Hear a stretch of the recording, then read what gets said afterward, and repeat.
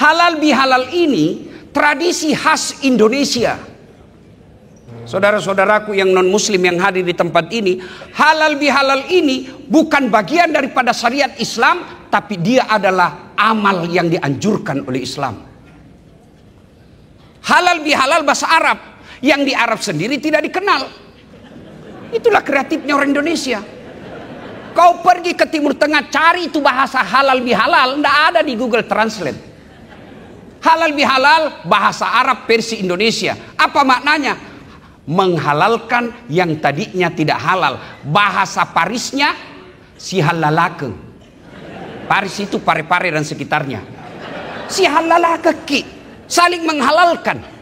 Makna terpentingnya adalah perintah ukhuwah, persaudaraan. Ajak mesti salah-salah, padaku anak Unhas. Nah sekarang apa penyebab putusnya kekuasaan? Mari kita lihat. Satu, putusnya persaudaraan. Satu, kekuasaan. Nggak usah dulu pilpres. Pemilihan rektor mau dulu. Masukku saya tuh, kalau mau kau jadi rektor silahkan, tapi jantung mah kau jelek-jelekkan orang.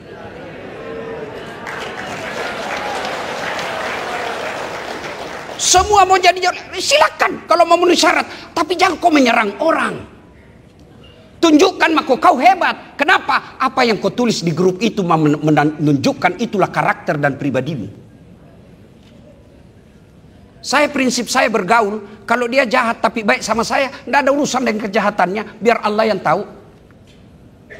Dia tukang bohong, urusannya dengan Allah, tapi saya mau baik sama dia. Itulah yang disebut mukhlisinin. Coba lihat Pak Rektor Tawa. Bapak boleh terima atau tidak, tapi itu faktanya. Siapa dia lawan bertarung pil rektor? Siapa dia lawan bertarung? Setelah terpilih, nah ambil itu teman yang bertarung. Ayo kita sama-sama.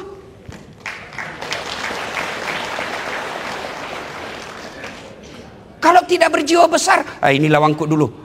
Non job. Yang ketawa saya serius ini. Biar kau profesor, biar kau doktor, biar hebat gelarmu bertumpuk-tumpuk, tapi kalau kotor hatimu kau hina di hadapan Allah.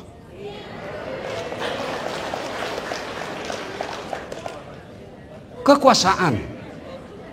Kalau tidak terpilih tanding lagi. Tidak terpilih tanding kau sedek. Tanding kau lagi. Prabowo. Ake Pak Napanala. Tumpulam yapi.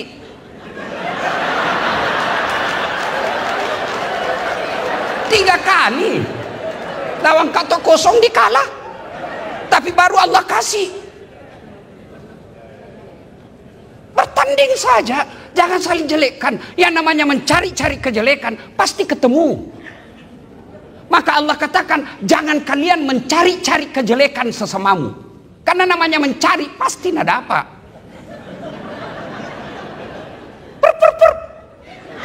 Kau melanggar. Kau tidak lihat ini rambu-rambu. Saya lihat Pak. Kenapa kau langgar? Saya tidak lihat Bapak. Kenapa kau tidak lihat Kak? Bapak sembunyi di tikungan. Mana simu? STNK lengkap. Saya tilang kau. Kenapa kau tilang Kak Pak? Kau pembohong. Maksudnya apa? Itu jaketmu Honda, motormu Yamaha. Ini namanya mencari-cari kesalahan. Anak mahasiswa UNAS tidak boton dikalah. Bapak mengaku polisi baru polpenna pilot. Ini namanya mencari-cari kesalahan. Kekuasaan bisa memusuh persaudaraan. Namanya kekuasaan, ambil kekuasaan itu, tapi jangan ku berpecah belah. Lihat pilpres contohnya, 2019, siapa yang bertanding? Bapak Prabowo. Lawan siapa? Joko Widodo. Siapa yang menang? Pak Jokowi. Siapa menterinya? Prabowo. 2024, siapa yang bertanding? Prabowo. Lawan Anies, siapa lawannya? Prabowo. Siapa sekarang menterinya? Prabowo. Muhaimin Iskandar.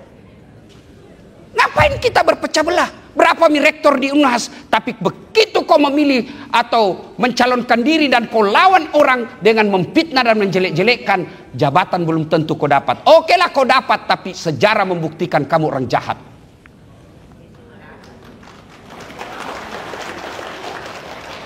Yang kedua, penyebab putusnya persaudaraan.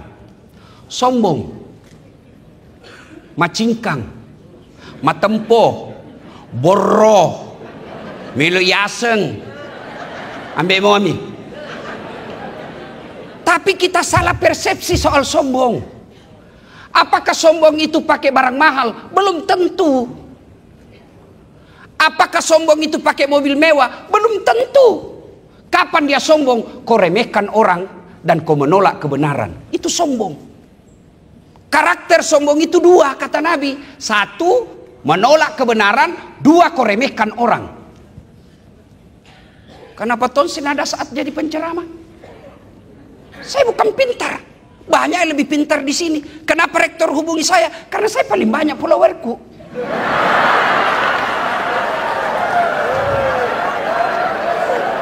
Kau mau terima atau tidak? Begitu faktanya. Iya toh. Sombong, menganggap remeh orang lain, menolak kebenaran. Luar biasa Pak Apit tadi. Berapa saya tanya Pak Rektor tadi, berapa profesor di Unhas? Hampir 400 orang. Nah biar 400, kalau orang tidak mau terima kebenaran, dia tidak akan panggil orang. Ada orang merasa jago sendiri. Tidak mungkin bisa diselesaikan ini persoalan kalau sendiri orang Pak. Tidak mungkin. Maka orang yang menolak kebenaran itu, itulah orang sombong. Sombong, kata Nabi, 4 penyebabnya. 1, bertambahnya kekuasaan. Tadinya dosen biasa Ji, tiba-tiba jadi rektor. Mau sombong? Ji ajak ke si aja. 5 tahun mi bos. Kau mupa kau ya 10 tahun. Iya kan? Apa kau mau sombongkan dengan jabatan? Itu Fir'aun jabatannya paling tinggi, popularitas. Tapi sombong, Allah hinakan itu Firaun. Mana buktinya hina? Sampai sekarang tidak ada orang mau kasih nama anaknya Firaun. Iya toh?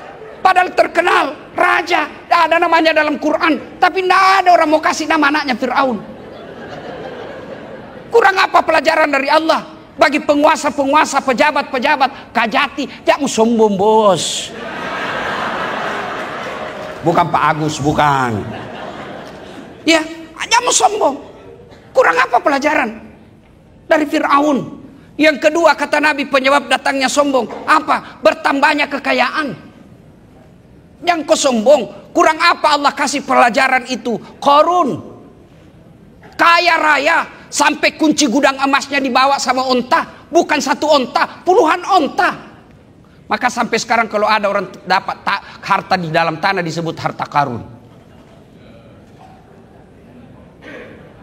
Tapi dia sombong, Allah tenggelamkan si Qarun dengan harta-hartanya. Yang ketiga, bertambahnya ilmu. Yang tadinya biasa-biasa tiba-tiba jadi profesor, associate. Hampir. Sedikit lagi kesiangan. Jangan kau sombong. Allah marah. Wa ma utitu minal ilmi illa qalila. Dek oleh kupat disega kecuali cek dek ni. Ada sombong. Kalau Allah marah, dia cabut itu ilmumu. Nak kasih pikun kau. Ada obat nak pikun? Oh banyak orang, banyak gelarnya Pak. Tiba-tiba dia sombong, Allah kasih pikun. Diprotes sama istrinya. Biasanya kalau mau keping mengajar Pak, kau cium-cium Kak. Ini hampir 2 minggu tidak pernah kau cium. Langsung dia bilang suaminya, astagfirullah, berarti siapa saya cium selama ini? Ternyata pembantu nana cium. Jangan juga modus pula-pula lagi pikun Pak. Jangan mau sombong. Apa yang kau sombongkan? Profesor kok ada batasnya. Ustadz kok ada batasnya. Saya merasa hebat tidak karena ada penontonku. Biar saya jago ceramah kalau tidak ada yang nonton. 2 jam saya di sini berapi-api, tidak ada yang nonton. Lewat Pak Rektor, lama gila itu Ustaz. Apa yang kita mau sombongkan dengan ilmu ini? Jangan sombong. Ada ustadz yang sombong, ada, seolah-olah dialah pemilik surga dan neraka. Ceramah sangin surga neraka. Kayaknya ini susah sekali beragama.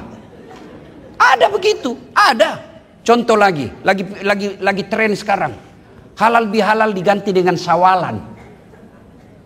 Dia alergi mengatakan halal bihalal. Kenapa? Karena bilang tidak ada sama Nabi. Ada sama Nabi itu sawalan. Itu kan hanya merek. Sama, tidak mau pakai kata maulid. Kenapa? Tidak ada pada zaman Nabi. Dia ganti sirah nabawiyah. Sama gitu bos. Masukku saya kalau kau tidak sependapat, sudah, tapi jangan kau cela orang. Saya kan selalu dibilangi Ustadz tidak sunnah. Kenapa Anda bilang, kau bicara sunnah baru kau tidak pelihara sunnah? Mana buktinya? Dia bilang itu, kau tidak pakai jenggot. Ya mau diapa kalau tidak mau tumbuh? Biasa gitu yang begini. Yang sombong. Iya. Yang keempat, itu tadi Fir'aun, kekuasaan, kekayaan, Korun, ilmu, Kan'an. Cuma sayang kita ini tidak jadikan pelajaran ini sejarah. Jangan sombong. Allah membenci orang-orang yang sombong. Kenapa? Karena hanya Allah yang patut sombong. Maka disebut Al-Mutakabbir, yang maha sombong. Yang berikutnya, penyebab putusnya persaudaraan. Saya ulang lagi. Pertama kekuasaan, yang kedua kesombongan, yang ketiga dengki. Seriati. Pak, luar biasa. Kurang apa itu prestasi yang disampaikan Pak Rektor tadi. Tapi kalau kau dengki, tidak kau lihat itu. Kau seriati topoki kau, biar emas. Kau kena kasih ke orang, kau kira tai. Maka jangan dengki, karena dengki itu bisa merusak dirimu. Coba lihat kalau orang dengki Pak, dikasih wajah yang cantik orang, dikasih wajah yang gagah, mulus mukanya, bagus bibirnya, alisnya tebal. Karena dengki, lubang telinga pingin dia, banyak tainya. Itu dengki. Jangan dengki. Kalau dengki, jangankan satu fakultas, jangankan satu universitas, saudara kandung saja dia bisa dia cela-cekakan. Kurang apa pelajaran dari Nabi Yusuf? Siapa yang dorong Nabi Yusuf ke masuk sumur? Saudaranya. Apa sebabnya? Dengki. Seriati Pak. Bisa jadi ini ada dengki di sini. Rektornya Unhas, orang Pindrang. Penceramanya orang Pindrang. Ketua ahli amanah orang Pindrang. Andi Pangerang orang Pindrang. Mau kau apa bos? Jangan kau dengki, bersentong kau. Itu namanya kita melihat yang salah seriati. Nah kena kau syarat dasi. Kau syarat dasi topoki ko namo to makesi tapana majak to muita. Dengki itu bisa merusak persatuan. Yang keempat, serakah. Ini serakah lebih bahaya dari seke. Kalau seke tidak mau diambil barangnya Pak. Kalau serakah tidak mau diambil, tapi barangnya orang diambil. Orang yang serakah pada akhirnya disebut dalam Quran golongan at-takazur. Lomba-lomba saja, dia lupa dirinya orang, dia lupa lomba-lomba, lalu nanti dipaksa masuk kubur, dipaksa masuk tanah dalam mulutnya, baru dia sadar. Serakah. Bapak saudara-saudara sekalian. Nah berikutnya, itu tadi penyebab banyak sebenarnya, tapi waktu terbatas. Bagaimana menyambungkan silaturahmi? Satu, memaafkan. Itu memaafkan. Tidak ada perintah minta maaf, tapi yang ada perintah maafkan. Kenapa? Sifat memaafkan itu mulia. Kurang apa itu kurang ajarnya kafir Quraisy kepada Nabi? Tapi apa Nabi dendam? Tidak. Dan Nabi tidak jadi hina karena memaafkan. Kurang apa kurang ajarnya itu? Masyarakat Taif kepada Nabi, dilempari Nabi, tapi Nabi datang malaikat Jibril menawarkan, Muhammad tak lewat-lewat mini orang Taif. Saya diperintah Allah untuk hancurkan mereka. Kau berdoa saja, saya angkat ini gunung Taif, hancurkan mereka. Apa kata Nabi? Oh jangan. Dia begitu karena dia tidak tahu apa yang saya bawakan. Kalau bukan dia memaafkan, kalau bukan mereka yang beriman kepadaku, paling tidak anak dan cucunya nanti beriman. Dan ternyata doanya Nabi terkabul. Sampai sekarang tidak ada satupun manusia di Taif yang tidak beriman kepada Nabi. Memaafkan. Ini bagaimana kita mau memaafkan? Nah suami tak saja tidak mau maafkan ki. Ini ibu-ibu ini ahli sejarah. Satu kali salah suaminya, itu terus ulang-ulang. Nah dengar ceramahku ini, mamanya cek. Dia bilang, iya, memang perempuan ahli sejarah. Makanya kau suami jangan kau bikin sejarah. Saya bilang, cocotong ini. Memaafkan. Pak Rektor, adalah ibu-ibu curhat sama saya. Ustaz, tidak kusangka Ustaz, ternyata suamiku masih berhubungan sama mantannya. Sudah menangis sembara, sudah dia menangis. Itu perempuan kalau dia curhat jangan dilawan, dengarkan saja dulu. Sudah itu baru saya bilang, jadi bagaimana Bu? Saya minta diceraikan Ustaz, sakit sekali hatiku. Dia bilang, Bu, berapa lama ki sama suami tak? Dia bilang, alhamdulillah Ustaz, lebih 40 tahun, tidak kusangka ada kasih begitu ke Ustaz. Terus ada rumah tak? Dia bilang ada Ustaz. Cicil Ustaz tapi lunas mi. Siapa yang bayar cicilannya? Dia bilang suamiku Ustaz. Nah, mulai mi senyum-senyum. Terus saya bilang ada mobil tak ibu? Dia bilang alhamdulillah ada, lunas mi juga Ustaz. Siapa belikan bayarkan cicilan? Dia bilang suamiku Ustaz. Ada nak? Dia bilang alhamdulillah Ustaz. Siapa yang bikin? Dia bilang kerjasama Ustaz. Mulai mi ketawa tau. Sudah. Saya bilang, Bu, masa gara-gara WhatsApp di mantan kita lupa itu 40 tahun. Masa gara-gara WhatsApp mantan kita lupa itu rumah dan mobil. Maafkan mi suamita. Namanya mantan bukan aplikasi. Itu aplikasi bisa di-delete, tidak ada bekasnya. Tapi namanya mantan, saya saja punya mantan. Yang penting, saya bilang sama mamanya Cek, saya bohong kalau saya bilang tidak ada mantanku, banyak mantanku. Tapi meskipun demikian, kau menjadi ratu dalam istana hatiku. Jangan dendam, memaafkan. Yang kedua, paling efektif menyambungkan silaturahmi adalah sedekah. Biar marah bagaimana orang Bu, kalau kasih sedekah berhenti marah. Coba Pak Rektor marah-marahi security, tak, sudah itu, ini THR. Langsung dia bilang Pak security, marah makin lagi besok Pak. Ini jadi masalah, suka marah, kasar ngomong, pelit. Tega gak. Dan alhamdulillah tidak ada orang yang bangkrut gara-gara sedekah. Sedekah tidak selalu duit. Apa sedekahnya guru besar? Permudah itu anak didikmu.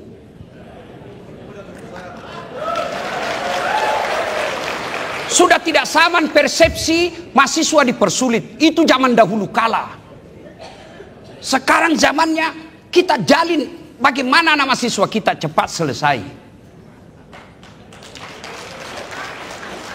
Sedekahnya kita ini dosen, sedekah duit. Awah, saya agak duit tak kasih. Gaji saya lihat tadi, waktu tanggal 1, Masya Allah belum cukup 5 juta. Baru 4.900.000. Kalau kita mau duit itu, enggak. Tapi saya bukan dari gaji yang banyak. Pak Rektor, ini kan ada yang viralkan ini rumahku.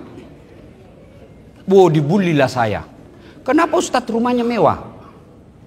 Saya bilang jadi mau Ustadz itu menderita.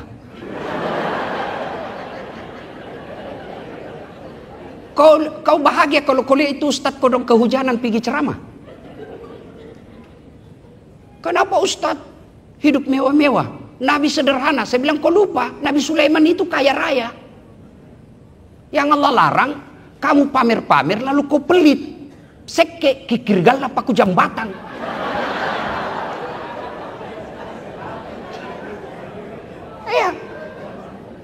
Derma.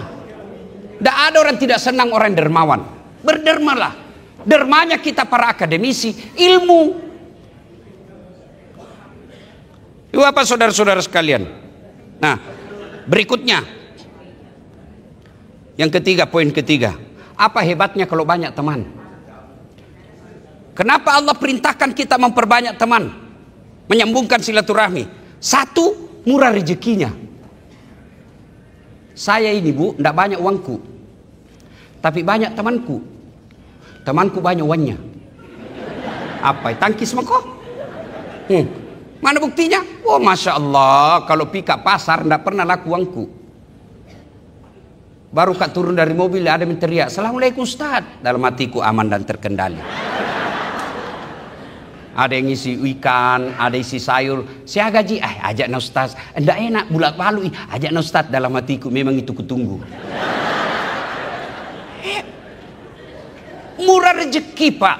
Bapak berdoa, ya Allah bukakan pintu rezekiku, ya Allah perbaiki kehidupan duniaku. Tidak mungkin itu uang jatuh dari langit-langit masjid, tidak mungkin itu dolar keluar dari tegel, tapi dari mana? Dari tangan-tangan manusia. Makin banyak teman, makin banyak rezeki. Tidak percaya? Tanya ini petugas bank. Semakin banyak orang datang, makin banyak rezekinya itu pegawai bank. Maka sedekah, maka sambungkan silaturahmi, murah rezeki. Yang kedua, panjang umurnya, bukan panjang ajalnya. Ajal tidak bisa ditentukan. Maka kalau kita berdoa, kita cuma bilang ya Allah panjangkan umurku, tidak dibilang ya Allah panjangkan ajalku. Apa maksudnya? Biar dia sudah meninggal, orang masih kenang. Itu disebut panjang umurnya. Lewat di rumahnya Pak Rektor, baiki dulu ini, doakan Ki. Padahal sudah meninggal, masih orang doakan. Prof Ahmad Amiruddin, bukan yang sekarang. Ya kan, sudah meninggal, orang masih ingat. Kenapa? Baik. Itu disebut panjang umur. Tapi kalau kita jelek sama orang, jangankan wafat, masih hidup saja nah doakan ke orang sial. Coba maki jadi dekan yang pelit, kasar ngomong, nah doakan ke orang ada lalu ditangkap nah cepat sih diganti. Yang ketiga, tolak bala. Di kompleks ada yang menyerang rumah, tapi karena baik kita di warga kompleks, tiba-tiba datang semua satu kompleks, jangan kau ganggu itu. Kalau kau ganggu itu, kami warga kompleks kau lawan. Tapi coba bapak jahat sama orang. Begitu ada yang ambak nih, majak memang itu ambak, capu lalu capui. Yang keempat, orang yang banyak temannya, mudah urusannya. Saya pergi kantor polisi, baru kak turun, "Assalamualaikum Ustaz." "Waalaikumsalam Komandan." "Apa ada urusan?" "Perpanjangan SIM." Langsung Pak Kapolres habis. Saat lantas, "Bantu Pak Ustaz, jangan ku minta uangnya, dosa ku uang Ustaz ku makan." Selesai. Sudah itu malah dikasih lagi uang. Maka makna dari halal bihalal adalah uhuwah, persaudaraan. Itulah makna dari wa'tasimu bihablillahi jami'a wa la tafarraku. Berpegang teguhlah engkau kepada tali persaudaraan agama Allah dan janganlah engkau bercerai-berai.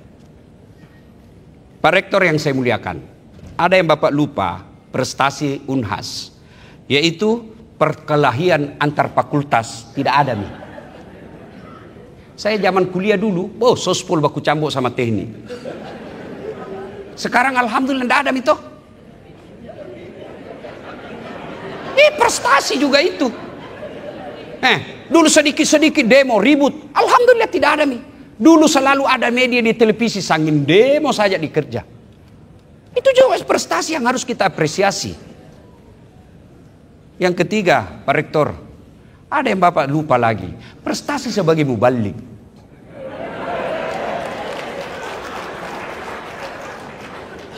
Para guru besar, tuan guru yang guru-guru saya sekalian, ada peneliti medsos baru-baru dia unggah di Ramadan kemarin. Ada 5 penceramah yang paling banyak dicari dalam pencarian internet. 5. Nomor 5 Dasat Latif. Nomor 5. Nomor 4 Hanan Ataki. Nomor 3 Khalid Basalama. Nomor 4 Adi Hidayat. Nomor 1 Abdul Somad. Tapi saudara perlu tahu, dari 4 di atas saya semua alumni Timur Tengah. Dasat Latif, komunikasi Unhas. Ya kan? Kalau mereka semua mengajar di dunia-dunia yang namanya universitas bidang keagamaan, Dasat Latif, Sospol. Itulah prestasinya Universitas Hasanuddin. Dan Bapak boleh buka ceramah di channelnya Pak UAS, Ustadz Abdul Somad. Itu kan ada dia bilang. Saya juga heran lihat ini Ustadz Dasat. Viewer saya Pak Prof sudah lebih 700 juta. Dari 5 yang saya sebut tadi ini, Dasat Latif paling banyak viewernya. Apa rahasianya? Komunikasi Unhas. Ini prestasi, bukan sombong, hanya menyampaikan fakta dan data. Yuk Bapak saudara-saudara sekalian, banyak yang ingin kita sampaikan tapi waktu yang terbatas. Karenanya saya tidak mewakili siapa-siapa. Semua programnya Pak Rektor tadi luar biasa. Bagus.